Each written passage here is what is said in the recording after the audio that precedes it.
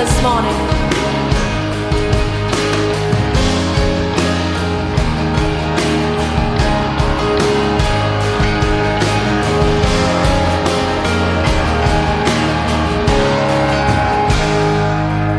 Let the King of my heart be the mountain where I run, the fountain I drink from.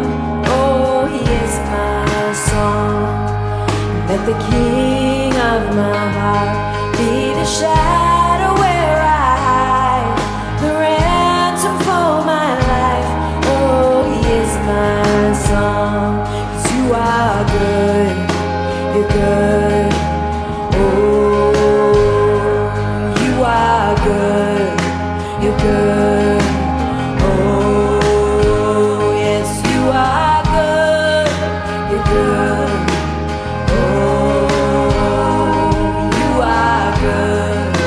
You're good. Oh, so let the King of my heart be the wind inside my sails, the echo in the waves. Oh, he is my song. And let the King of my heart be the fire inside my veins, the echo of my days. Oh, he is my song. Sing it again. Let the King of my heart be the wind inside my sails, the anchor in the waves. Oh, he is my song. Let the King of my heart be the fire inside my veins, the echo of my days. Oh, he is my song. You are good, you're good. Oh, you are good, you're good. Oh, you are good, you're good. Oh, you are good, you're good. Oh, let's see, let's put those hands together. You're never gonna let me down. Come on. You're never gonna let me down. You're never gonna let me down. You're never gonna let me down. You're never gonna let me down. You're never gonna let me down. You're never gonna let me down. You're never gonna let me down. You're never gonna let me down. 'Cause you are good, you're good. Oh, you are good, you're good. Oh, you are good, you're good. Oh, you are good, you're good.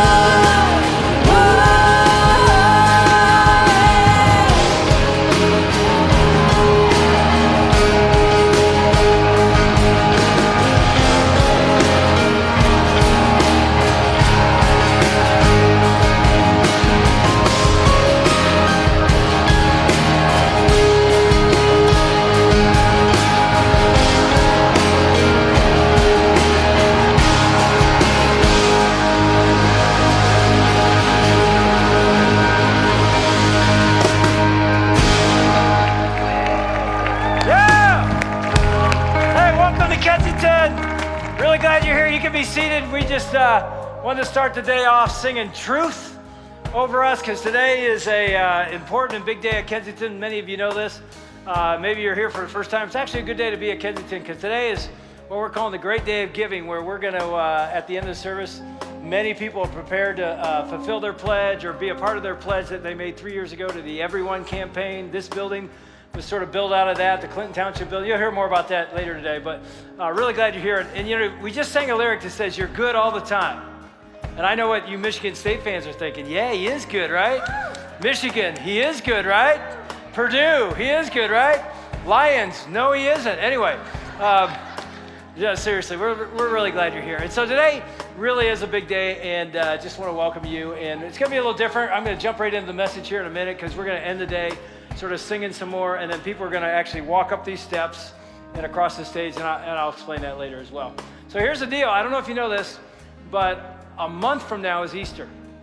And if you know Kensington, you know this. We've already got tickets ready for you to get it for Good Friday and Easter. You don't need tickets for Good Friday, but you do need tickets for Easter. And if you get them right now, they're $249 a seat, all right? So that's a pretty good price. I'm kidding. They're free. But we've got sort of a three-part thing. We're going to start on Palm Sunday and then Good Friday on Friday. And then we have a whole bunch of services here Saturday and Sunday. And trust me on the ticket thing. Go online and secure the service you want because at Christmas we had almost 48,000 people and we ran out of seats at all of our campuses. So you want to make sure you do that, and you do that early. So that's coming up. And then one other thing that's really exciting is we have, a new ministry. It's called Kensington Friends. And here's what it is. It's a ministry to love on and help adults with special needs. That is exactly what the church should be doing, and we are going to be able to do that at our third service starting next Sunday. Our third service, we have a ministry for adults with special needs. We've always had kids with special needs, a blessing to help them. Never had an adult one. Isn't that cool? It's really cool. So if you know somebody or you have a friend that would love a community where they can be welcomed and loved on, it's the third service starting next week. And if you're interested in knowing about it, we're going to have a meeting about that today at the third service just to tell you what that looks like. So that's pretty exciting. That's pretty exciting stuff. So again, I'm going to jump into my stuff here in a second, but I want you to go ahead, stand up, give somebody a high five, ask them if their team won yesterday, and scoot toward the middle.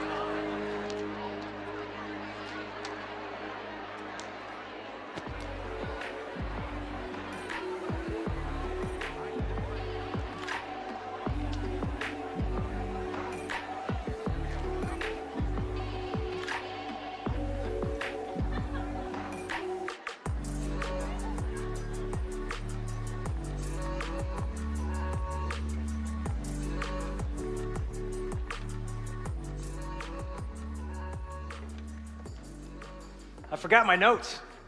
I need a couple notes. So anyway, you might know this. We're in week 2 of a series we're calling Formed, and it's how God forms us. And it has a lot to do with the words that were spoken to us and the words that we speak to others form our identity. It's really pretty powerful. And if you were here last week, Cody sort of started talking out. He was here in the first service, and it was funny because I said this. I want to see if you're good or you're not so good at remembering what he said last week.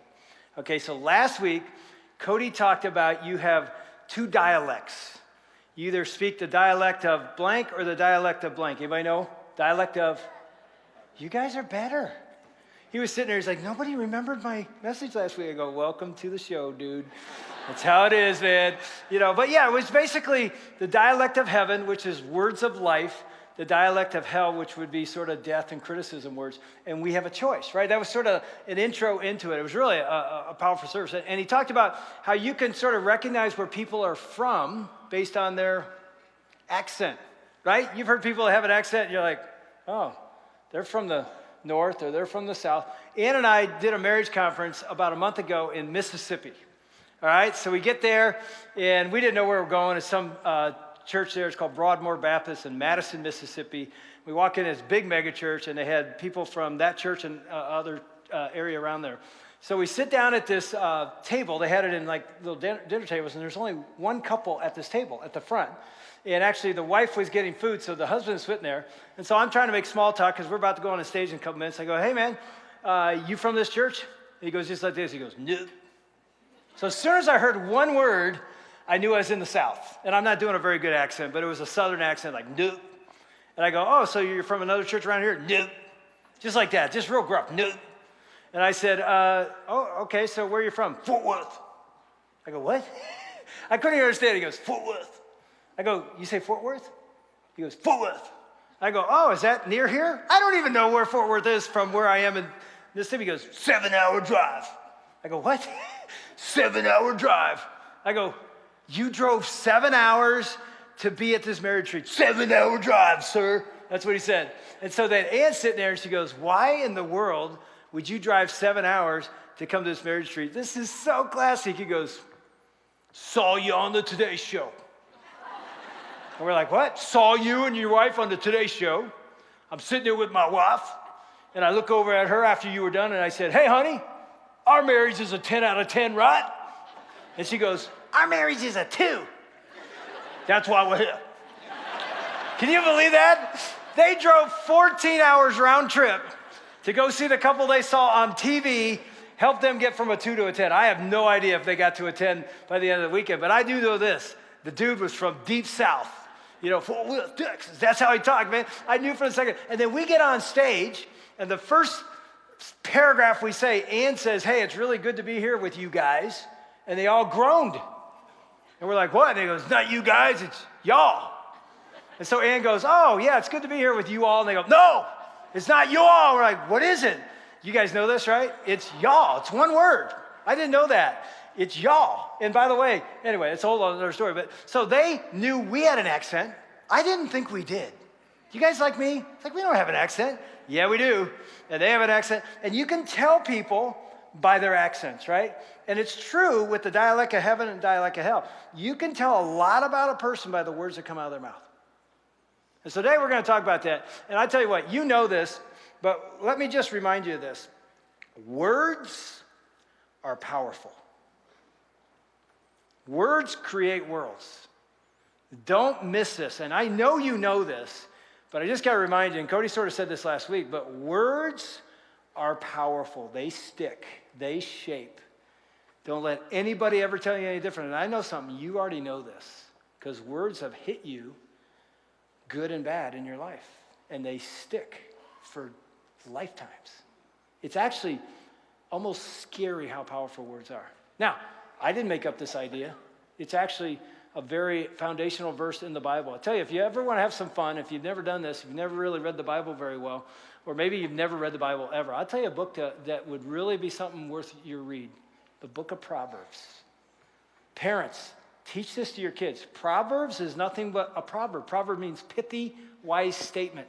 They don't even go in any order. There'll be a proverb about money, then there'll be a proverb about lying. They're not like in context, they're just truths. Just like boom, boom. And there's many in the book of Proverbs about your tongue.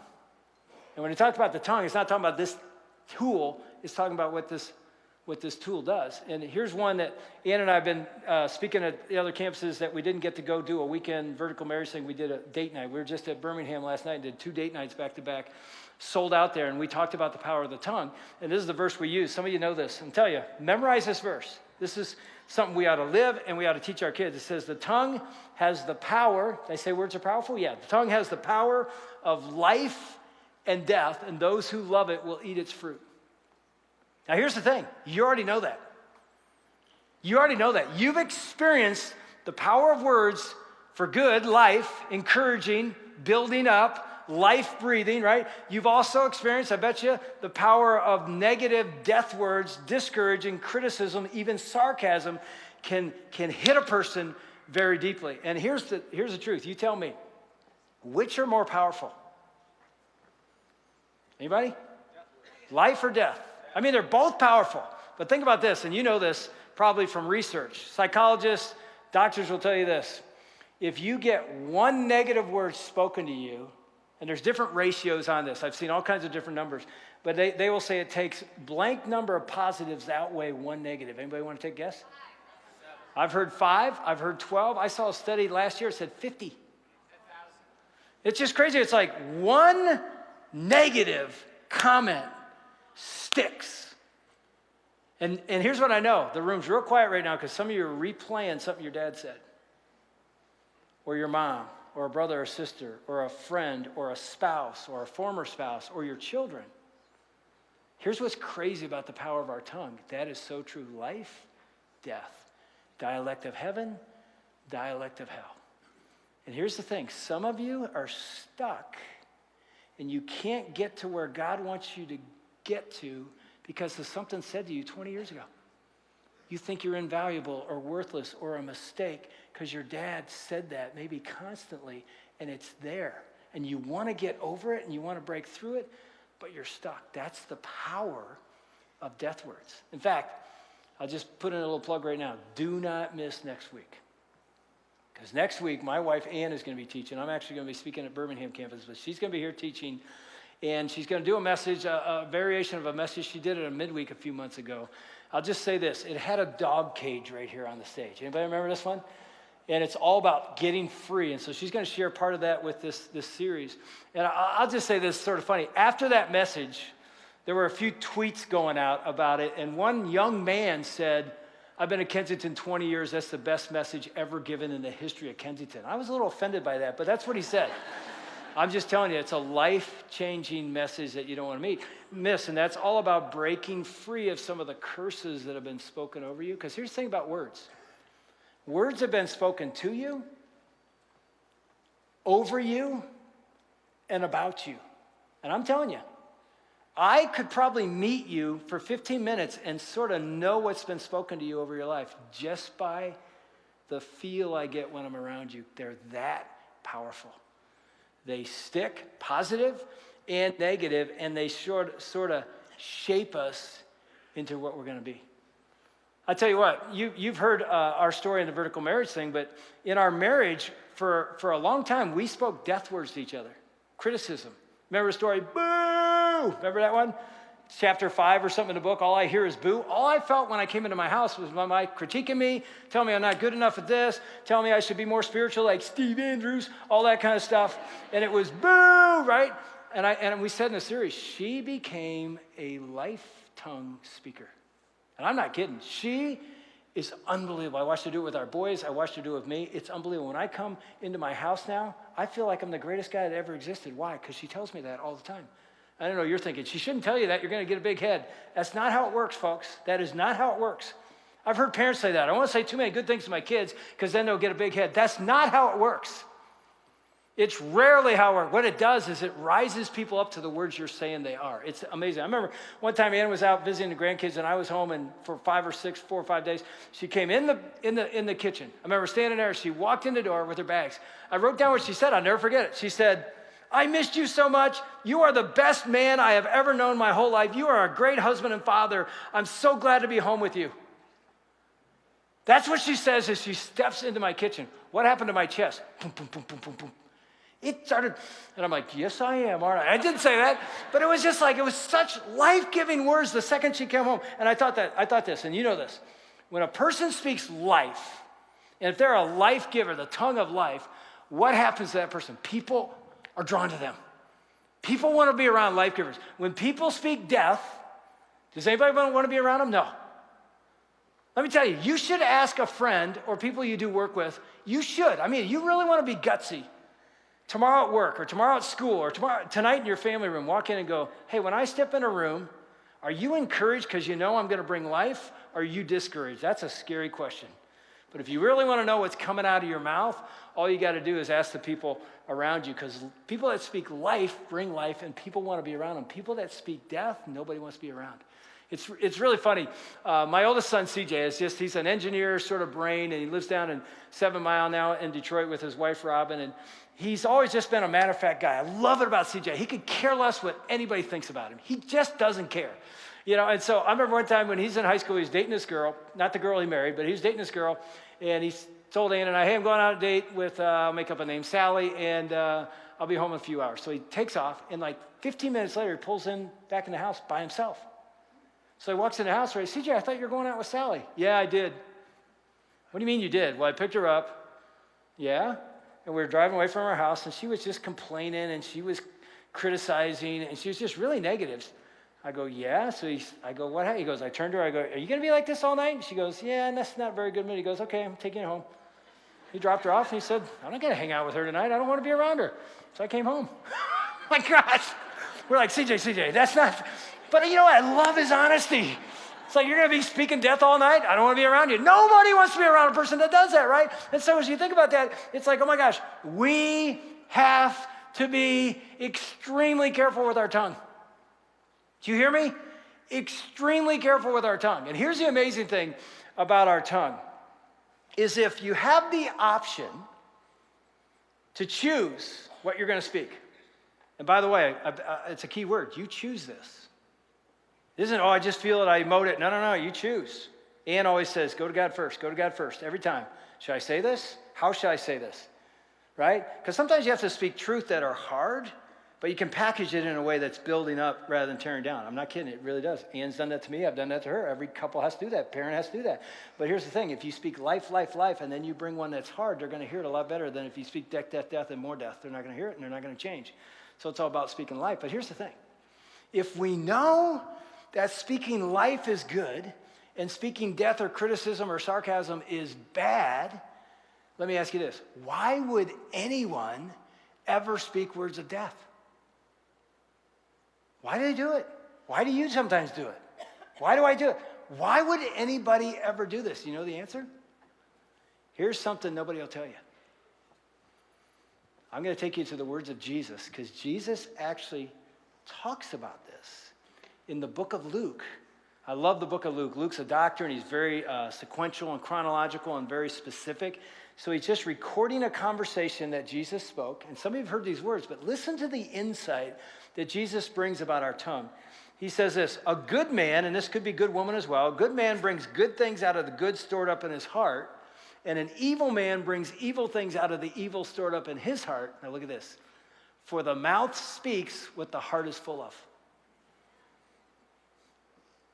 Do you get that? It's profound truth. Not from me, from Jesus. Our words are connected to what? Our heart. Right? Remember the song, the skeleton song, the knee bone's connected to the foot bone, right? Whatever, right? It's like the tongue bone's connected to the heart bone. I know it's stupid. You get it though, right? The mouth, the tongue is connected. You shouldn't even put that up. That's embarrassing. Don't even put that up. I don't know why I said it. But yeah, but that's sort of it. It's like they're connected. In fact, there's an image Kimberly sent me yesterday, one of our staff members. Here's a picture of that verse sort of lived out. That's how it is. Your words are plugged into your heart. I'll never forget, when I was in seminary, my seminary prof was teaching a bunch of us men and women. I'll never forget, he was very honest one day. He was a pastor for 18 years or so, and now he's teaching at our seminary. And he says this, he goes, yesterday I was getting on I-10 in San Bernardino, California, and this guy cut me off, and then he pulled up in front of me, went beside me, and then next thing I know, we're sort of in this thing, and this guy comes up beside me, and Don Weaver was his name. Don said, I looked over at that guy, and I flipped in the bird. And we're like, what?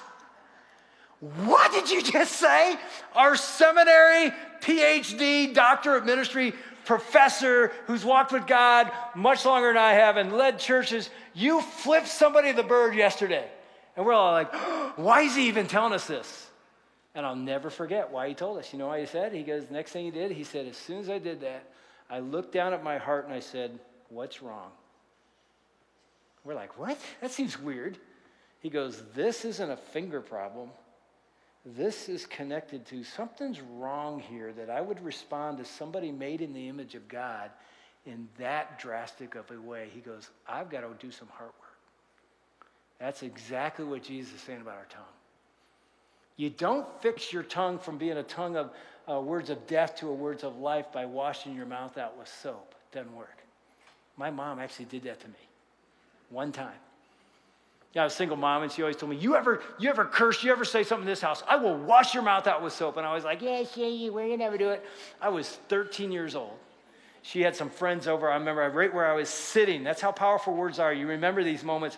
And we're talking about something. I'm Mr. Cool now. I'm 13. I'm bigger than my mom. She can't tell me what to do. So I curse at this dinner table. And she looks over at me, and I almost gave her a look like, and my little mom, I'll never forget, she grabbed me from the back of my shirt. It's like she levitated me. She took me right into the kitchen. I mean, I remember I was fighting her, and she's like, sticks my head under the sink and water pouring down and grabs soap. She actually washed my mouth out with soap. I'll never forget it. But here's the thing. Did it change my tongue? Didn't work. Why? It's not a tongue problem. It's a heart problem. See, here's the thing. Why would anybody speak words of death if they know it's better to speak words of life? Here's why. There's something wrong here. And so I could finish this message and go, okay, everybody go home and speak words of life. Cool. God bless you. Just start being nice to people and stop F-bombing and stop gossiping and stop slandering. But let me tell you something. What Jesus has given us insight to is say this. This is connected to this. So if you're going to do anything about this, what? You got to do something about this. And so here's what I wrote down, just a couple thoughts. This is it. Damaging words come from a damaged heart. So I'm not kidding. Cody and I were just talking backstage. He said, he's listened to Brene Brown talk about this. Brene Brown's an amazing writer and just a great thinker about human psychology and community. I don't know if you know her, but he just quoted, he said, Brene Brown says this, anytime you hear somebody speak anger or speak death words, he goes, here's the first thing you should do, compassion. There's a reason they're speaking those words. And I wrote down what she says. She says, an angry person, she says, I always ask them this, where'd the pain come from? And they're like, what? The anger's coming from pain. Where'd the pain start? Let's talk about your pain. Damaged words come from a damaged heart. And the opposite is true as well. Alive words come from an alive heart. So obviously you know where I got to go, right? You know how we got to talk now. We got to talk about the heart. So how do we change our heart? Because I don't want you to go home and look in the mirror and say, I got to speak better and I got to be, more positive. No, that's a damaged heart. It leads to damaged words. So we got to change that heart to what? A heart that's alive. Now here's the beauty of Christianity. Here's the beauty of the gospel. The gospel says that Jesus wasn't just a man who lived and died. We're going to talk about this at Easter, but he rose from the dead, and he can now, because he can enter our lives in spirit form, God can live inside us. He can do what? Ezekiel says he can take a heart of stone and what? Change it to a heart that's alive, a heart of flesh. He's like, that's what God can do. You can't do that. I can't do that. I can't just start saying nice words and keep that going. It's not going to last. The only way my mouth is going to be changed is if I allow God, not me, God to come in and change my dead heart. It's actually dead before Christ to alive, born again, born a fresh heart. And he transforms us from the inside out. That's what the gospel offers. Some of you are sitting there like, I've never been able to really change my life. No, I know, you can't, and neither can I, but he can. So how do you do it? I'll take you to a passage. It just says this, and I know many of you have heard this. These are all from the book of Proverbs. I told you it's an amazing book. It says this, above all else, guard your heart, for everything you do flows from it. Everything you do flows from right here. It flows from what you believe, what you think. Everything you say, everything you do flows from there. And so how do we change our heart? I'm going to give you 3 S's, very simple but profound. First one is submit your heart to God. Submit, surrender your heart to Jesus. You have no hope, I have no hope apart from him. And so I would say this, I love this verse in Romans 12. It says, therefore I urge you, brothers and sisters, in view of God's mercy, to offer your bodies as a living sacrifice, holy and pleasing to God. This is your true and proper worship. What does that mean? Oh my gosh, he's saying, the only way you really worship God isn't just singing songs like we sang and are going to sing later. That's part of it. Worship is offering or submitting or surrendering our entire life, our entire body on the altar. What's Paul doing? He's reflecting back to Old Testament sacrifice. They would take a dead animal and put him on the altar as an offering to God. He's saying you as an alive person should voluntarily put yourself on the altar, surrender to the agenda of God in your life. I know what one pastor said. He said, the bad thing about living sacrifices is they can crawl off the altar. And that's what we do. We go to church and say, oh, I'm all in, and then we crawl off. Oh, I'm all in, and then we just go back. No. It's a full surrender and submission to God. And then what happens is God begins to transform your heart. You become a new person inside out. That's what he does. You know what I do almost every morning? And I encourage you to follow this little habit or pattern. Here's what we can do if we don't do this. You can wake up in the morning, and many of us do this. We pick up our phone, and we go right to media. We go right to news. We go right to Instagram. We go wherever we're going to go. And what happens? Our mind and our lives are flooded with often not good stuff or lies. I would say do not pick up your phone unless you're going to pick up your phone and say, I'm going to put truth in my life through the word of God that's on my phone, or pick up a Bible. But I'd say this, do this little habit. Wake up tomorrow morning and saying, God, I'm going to offer my body in submission and surrender to you. And I would do this, go right through your body. I've done this many times. God, I give you my feet. Lord, I pray today you would lead me to go where you want me to go. God, I give you my hands. I don't want my hands today to be just serving me. I want to serve others. Show me how you want to use my hands today to bless somebody. God, I give you my eyes. Help me to look at what you want me to look at today, not to look at stuff that's going to destroy my mind. God, I give you my mind. Help me to think your truth and your thoughts today. God, I give you my words and I give you my mouth. Help me to be very wise in how I speak out. Ephesians 4:29, God, help me not to let any unwholesome word come out of my mouth, but only what is good for building up others in their time of need. How do I know that verse? I stored it in my mind so God would transform my mind, renew my mind. Why? So that it would affect how I live and how I talk and how I walk and what I look at and what I do. And I'm not saying I'm perfect, but that's a surrendered, submitted heart every day. And by the way, you probably have to do it like 80 times a day. You know, you get up in the morning, like 5 minutes later, you're like, crap, I just said crap. You know, like, look what's happening, right? It's just sort of the habit that comes out of you. You're like, oh no, I gotta. So it's like, you start there. It's like, man, if the only way I'm gonna change the way I talk and the way I live is by God changing my heart, then let's start right there. God, help me to guard, protect, build a fortress around my heart. How's that gonna happen? The only way is to allow God to come in and transform my heart. You know, what's really interesting is when Ann and I first started dating, you know, it's 38, almost 39 years ago, I was probably a month old in my walk with God, brand new, and she was pretty much too. We went on a baseball weekend trip where I was playing baseball in the summer league, and we had a away tournament, and I invited her to go, and so all the girlfriends stayed in one hotel, and we stayed in another one, and so we played these games during the day, and then we go out and eat and stuff. So I remember we're just getting to know each other, and after like, I don't know, the first hour we're sitting at this restaurant talking, she says to me, you know my wife, she's a truth teller. I should have known right then, this is never gonna stop. But she says to me over this little meal, she says, so do you always talk like that? And I had no idea what she said. I'm like, yeah, what do you mean? What am I talking like? She goes, well, you said you gave your life to Jesus, right? I go, yeah. She goes, so you've used the F word like 5 times in the last 3 sentences, which I didn't even know I did. I go, oh, yeah, well, that's how I talk. She goes, you think that honors God, using the F word, MFer? I'm like, I don't know.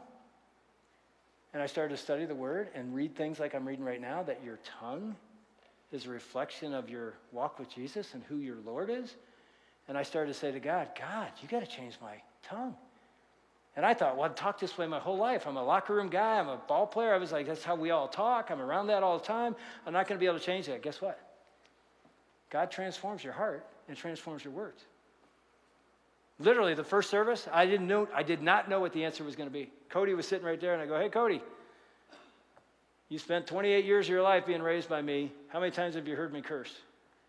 He goes like this, never.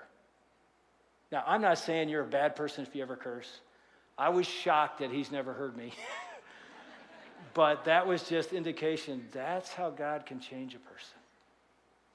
Jim Caldwell, who came into the Detroit Lions coach a few years ago, remember I interviewed him on Super Bowl?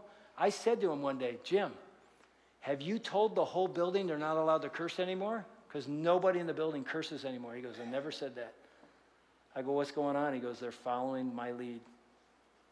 He has a thing because he's a follower of Christ. He will not let a curse word come out of his mouth. Why? Because he says it dishonors his God.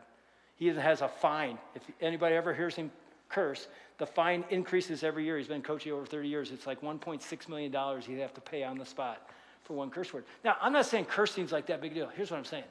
When God changes your heart, it changes your mouth.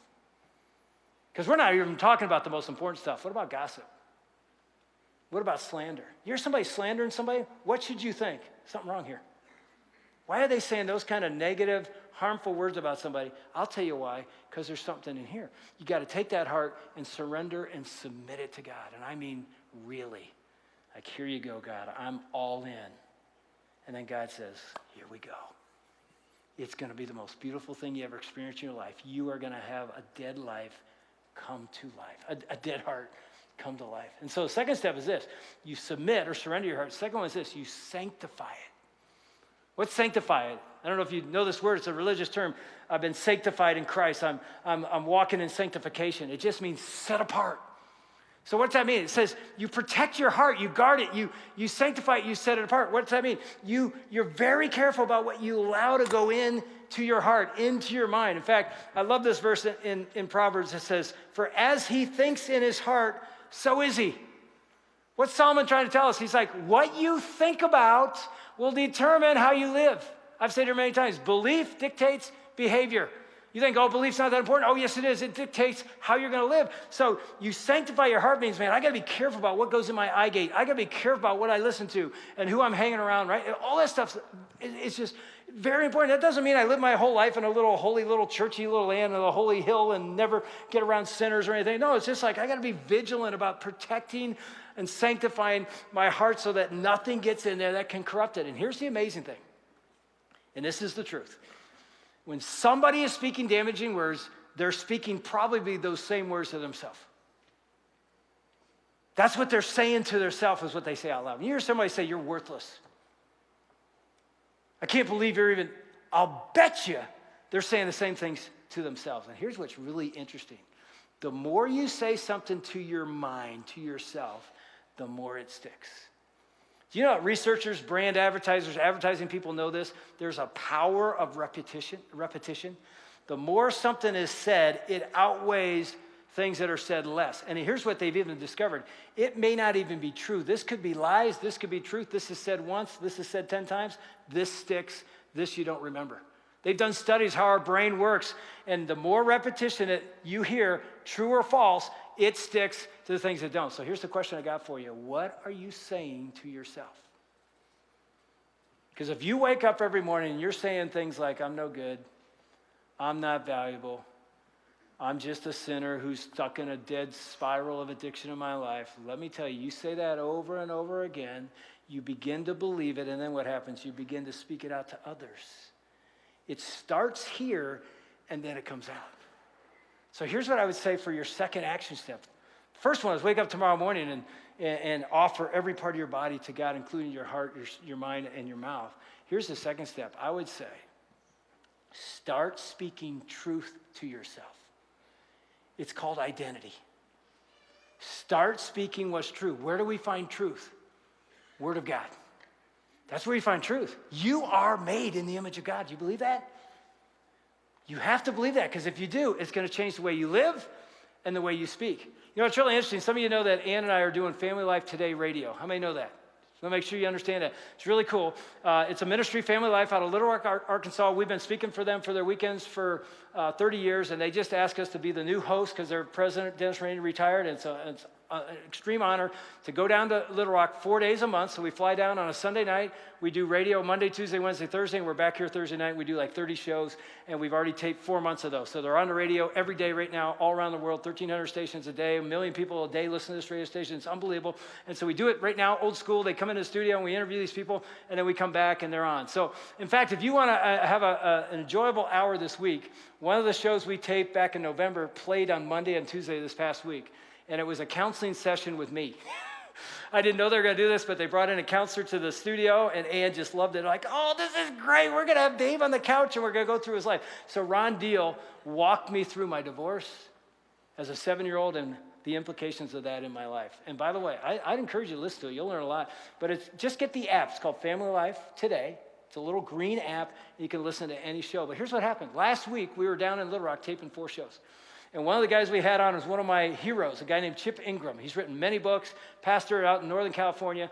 And I was real excited. He just wrote a marriage book, so we're talking to Chip about his latest book. And as we were talking, I found out something I never knew about Chip's son. If you don't know Chip Ingram's name, you won't know his son's name either, but you know his music. His son is Jason Ingram. In Nashville, he's one of the best-known songwriters because he's written several Grammy-awarded songs that he doesn't sing, he writes. And so Chip was actually talking about the impact of a father on the kids and identity in the family, and I just pulled up one of the songs that Chip just recently wrote that you all have heard because it became a #1 hit. And I read back to Chip, I said, so you're telling me your son, who you tried to impart identity, wrote this song about identity. Let me read you the words. I won't sing it to you. I'll read it to you. You tell me if you've ever heard these words before. First line is this: I keep fighting voices in my mind that say I'm not enough. Anybody know the song yet? Lauren Daigle, You Say. Listen to these words. I keep fighting voices in my mind that say I'm not enough. By the way, what's she saying? And I think it's one of the reasons it was a #1 hit. Not only can she sing, but everybody heard that line and said, me too. I fight these voices, and what's he saying? You got to stop those voices. Every single lie that tells me I will never measure up. Am I more than just the sum of every high and low? Remind me once again just who I am because I need to know. Ooh, you say I am loved. It's beautiful. You say I'm loved when I can't feel a thing. You say I'm strong when I think I'm weak. You say I'm held when I'm falling short. When I don't belong, oh, you say I am yours. And I believe, oh, I believe what you say of me. I believe. It's so true. It says the only thing that matters now is everything you think of me. In you I find my worth. In you I find my identity. See, here's the thing. I'm telling you, this is critical for you and I to understand. We need to speak identity from God into our mind daily. The more we say it, the more it sticks. You hear a lie in your heart, stop it. I keep hearing lies in my, stop it right there and say, that is not true. 2 Corinthians 10:5 says, take every thought captive. Just grab that thought and say, that's a lie. I'm taking it captive to Christ. What's the truth? I went back there in between services and I took a picture of this. This hangs in our green room. I want to show it to you. I did a sermon, I don't know, years ago at our midweek, and I said, this is your identity in Christ. This is all straight from the Bible. And I'm telling you, I want you to see this. If you want, we'll post it on Kensington Facebook, or you can go to David Ann Wilson Facebook. I'll put it on there as well. But these are just a few of the things the Bible says that is true about your identity. And I'm telling you right now, you need to look at that, put it on your phone, wake up tomorrow morning and say that out loud. I would personalize it. I'm a new creation. I am forgiven of all my sin. I am a saint, holy and blameless. I am indwelt by the Holy Spirit. I have been set free from sin. I can do all things through Christ who strengthens me. I have been given a spirit of power, love, and self-control. The Lord rejoices over me with singing. I am more than a conqueror in all things. I am no longer a slave to fear, but are a child of God. That's the truth in your life. And I'm telling you what, if you don't believe that or don't allow God to change your heart that way, you're going to speak death. But when you start believing that's who you are, that's your heart, that's your identity, what's going to happen? You're going to start speaking life, not death. How does that happen? God changes your heart to be molded by the truth, not lies anymore. Now, here's the amazing thing. Some of you are so stuck because of something that was said to you or over you or about you decades ago. And God is saying you can break free. How? The power of God's Spirit living inside you. He rose him from the dead. He can raise your dead heart to new life. Anybody believe that? That is the truth.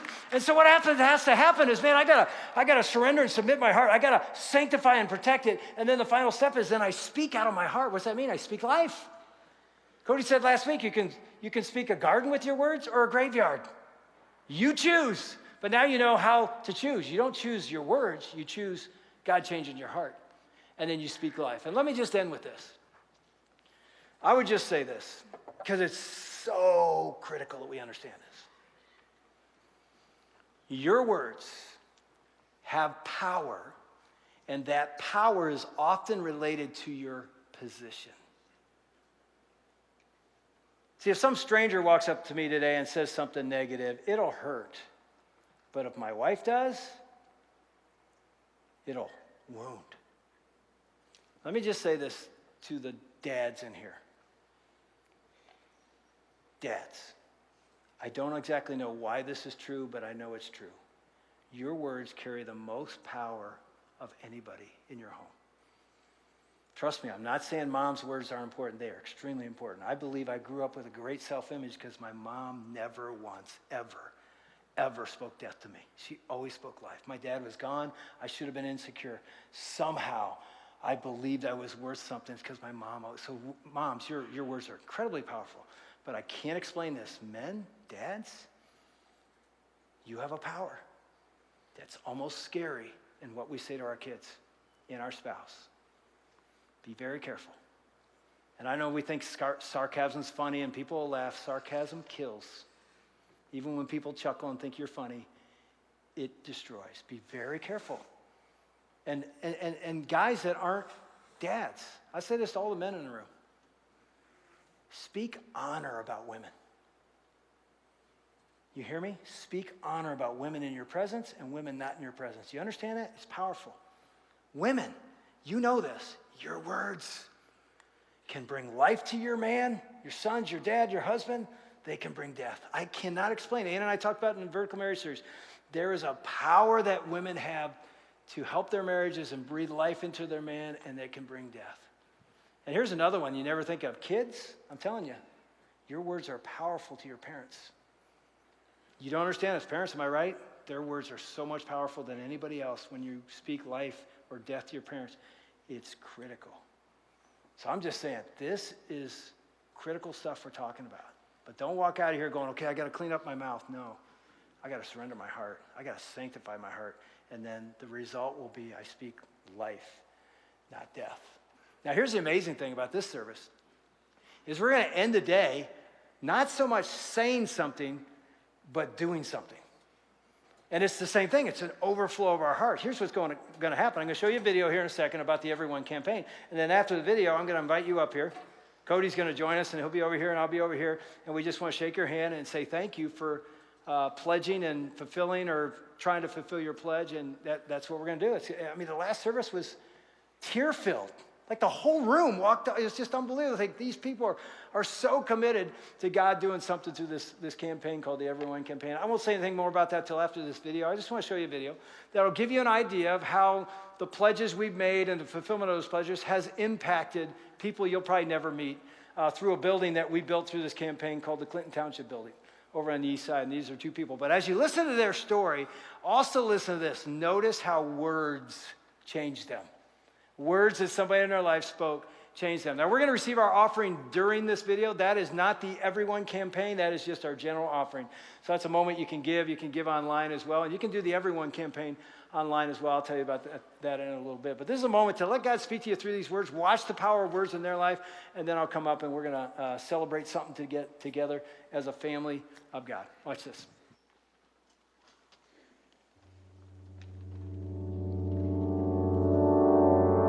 If I hadn't come to Kensington, I really don't know where I would be.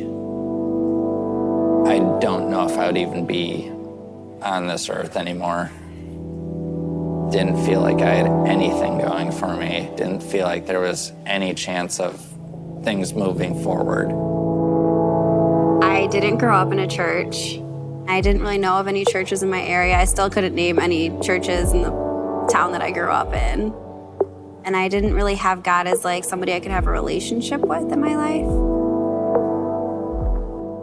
First time I went to church was at MSU. I took a friend. She had hurt her leg and she needed a ride.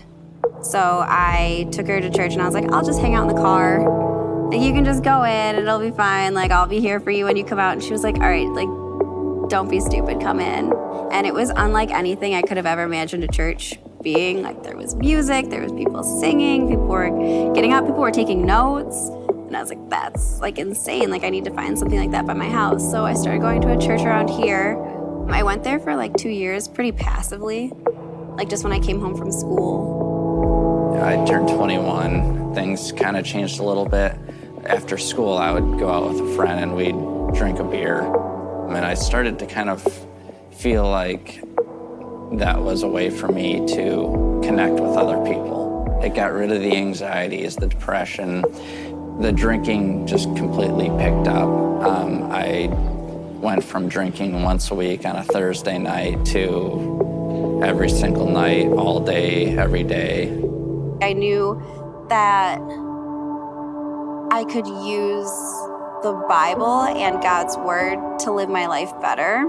And that's what I really hung on to. The relationship with God, I didn't really fully understand until I came to Kensington. And I spoke to people about their relationships with God and how, like, you could actually be in relationship with Him and it be like a two-way thing and not just you praying to Him or asking Him for things. 6 months ago, which was September, I had attempted suicide. I just felt like all hope was lost. So I took all the sleeping pills I had. I ended up throwing it all up, getting it out of my system. I still had to go to the ER because I was delirious. I didn't even know where I was. I barely even remembered doing it. The shame that I had from even attempting that or thinking that kind of just overwhelmed me, and I just kind of didn't care where I was at.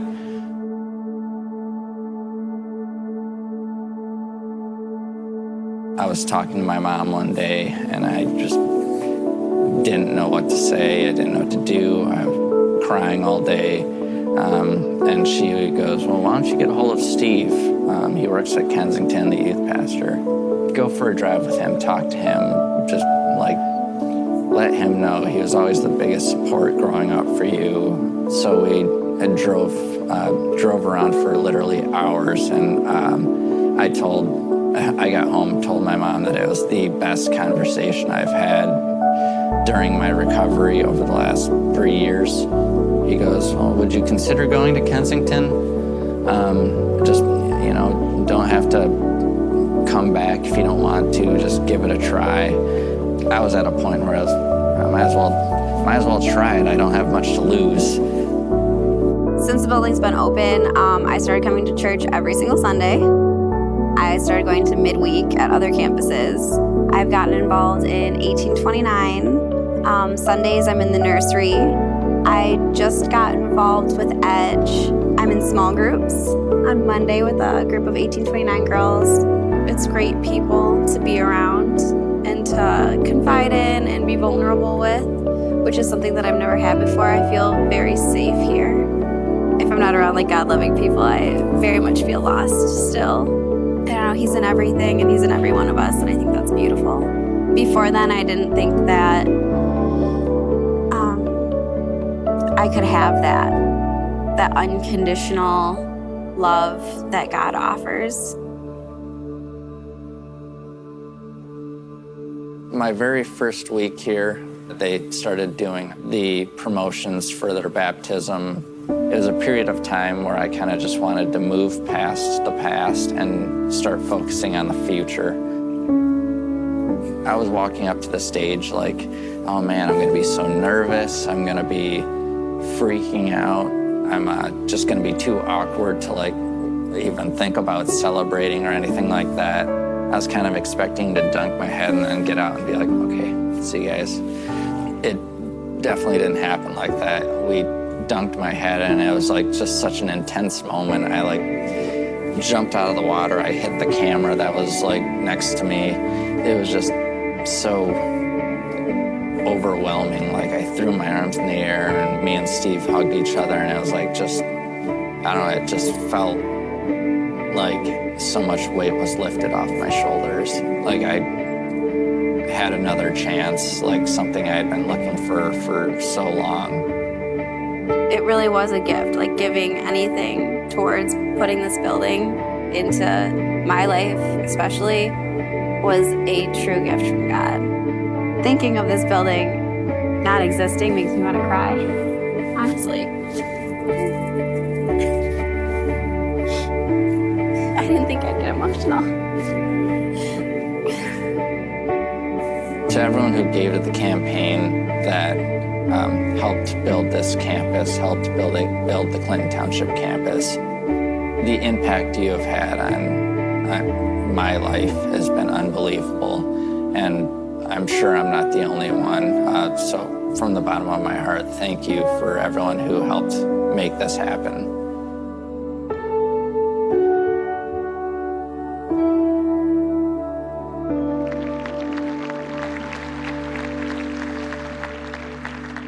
Tell you what, that is so cool. I mean, here's what's amazing about this moment, and you know, this is like the 6th or 7th campaign that I've been a part of in 29 years, where Kensington is so unique in this way. We ask Kensington people to make a pledge and give money to a campaign that might not benefit your specific campus. Who does that? Who would give and not get a personal benefit from it? Well, the building we're in, this warehouse that we turned into a church, was funded by money that people at a Troy campus gave that would never come here. That's nuts, except it's like, I believe God's gonna reach people somewhere out in the north side in Oakland County. I'm gonna give money to that. We, Orion campus, gave a bunch of money, millions of dollars, to a building in Clinton Township that I've been in. Most of you probably will never go to. And I'm jealous of it because it's really nice. That fireplace is in their building. We don't have one. They have more urinals in one bathroom than we have in this whole building. But anyway, we built that building. You made a pledge. You're fulfilling it, some of you today, and that's the life change you were a part of, and you didn't even know it. That's what God does. And it doesn't just stay here. It goes globally, and we change the world, and it goes locally in Pontiac. It's unbelievable what God does. So today, as we look at this Finish Strong, it's like a moment to say, I'm crossing the finish line. It's really been a 3-year deal. And this card, I really want you to do this. And the lights are on so you can see it better. But you're going to fill out something on here. Some of you are finishing your pledge. Some of you finished it and going to get more. Some of you can't finish it. I would just say this. It isn't about people giving big, large amounts of money. It's about a lot of people giving something. That's how it works at Kensington. Tens of thousands of people are all doing something, and that adds up to make an amazing impact. I mean, the amount that was pledged was $21.5 million, which, think about that. That in itself is crazy. That's above what we normally give. That's on top of. And right now, about 17 million has come in, so there's a $4 million gap that we'll find out after today of all our campuses what the difference will be. And it doesn't just bless other places. You see our lobby, that's all changed. We have a roof that's new. There's other things planned for our campus that some will stay here as well. But fill out something. You're going to walk up here on the stage, and you're going to walk by us. You can slip it right in here into the everyone box, and then you're going to head off that way or that way back to your seats, and we're just going to continue to worship for a few moments as everybody comes up here. And I got to tell you, last service, people were walking up in tears. You could just feel what it meant to them. Some people, I knew a couple of people are like, you're out of work right now. And they're trusting God to help them fulfill their pledge. So again, if you're brand new here, this could be your first time gift. Brand new. You weren't here 3 years ago. You're like, what is this all about? But I want to be a part of it. This could be your first time gift. So I'm going to pray and then just start getting here in the middle aisle and just start walking up and then back to your seats, and we'll close the day. Father God, thank you for who you are and what you do. You are truly amazing. And today isn't just about speaking out words, but living out true life and being a part of something that's so much bigger than ourselves, so much bigger even than this church, but impacting the world with the gospel. And we want to be investors and partners with you in that. So God, we will take a walk right now, a walk of faith, to trust you like never before, to do what only you can do. Thank you. In the name of Jesus, we pray. Amen. All right, come on up. Let's walk.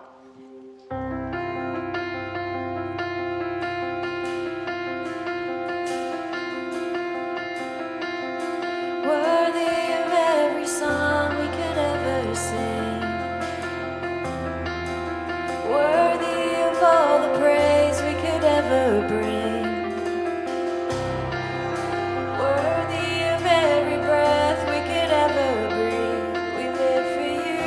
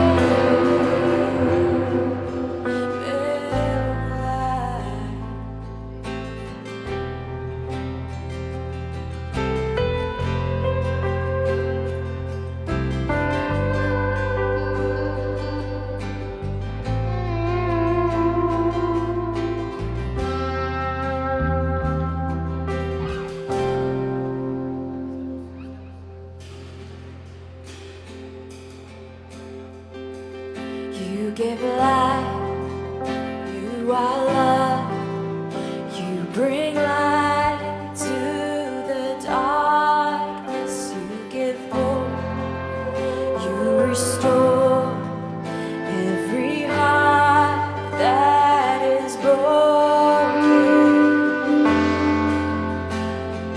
Great are you, Lord. Come on, let's sing this out, every voice.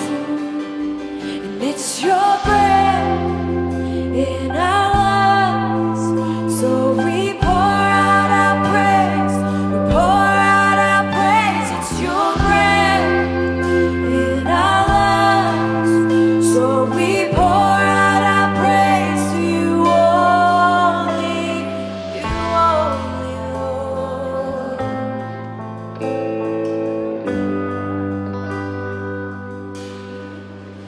You give life, you are love, you bring light to the darkness, you give hope, you restore every heart that is broken.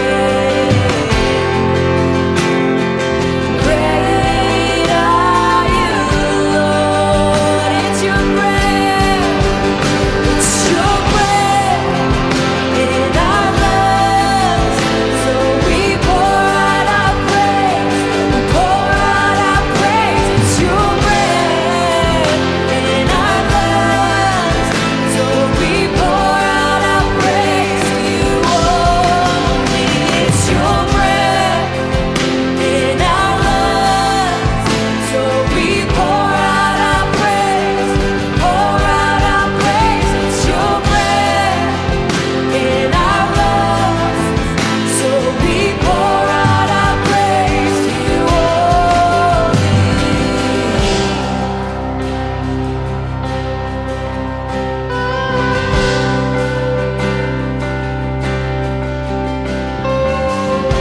All right, let's sing out this next part as our declaration of love to our Father. Let's sing this out, all the earth. Here we go. All the earth will shout your praise. Our hearts will cry. These bones will sing. Great are you, Lord. It's all for your glory. And all the earth will shout your praise. Our hearts will cry. These bones will sing. Great are you, Lord. Come on, one more time. And all the earth will shout your praise. Our hearts will cry. These bones will sing. Great are you, Lord. It's your breath in our lungs, so we pour out our praise. We pour out our praise. It's your breath in our lungs, so we pour out our praise to you only. It's your breath in our lungs, so we pour out our praise. We pour out our praise. It's your breath in our lungs, so we pour out our praise to you only.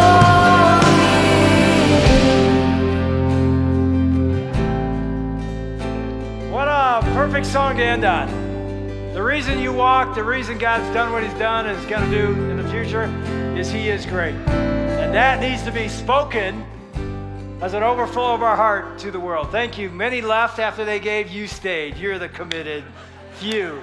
But I just got to say, it's overwhelming to see all of you walk up here. I just told Cody, my right hand is killing me. So next service, I'm going to do all left-handed shakes. But it's an honor to serve with you and to see what God's going to do through our sacrificial partnership together. So the future's great. The future's bright. Thanks for being a part of it. If you need to pray with somebody, our prayer team will be up here. Otherwise, see you in the lobby. And again, don't miss next week. It's going to be a great week. God bless. See you later. Bye-bye.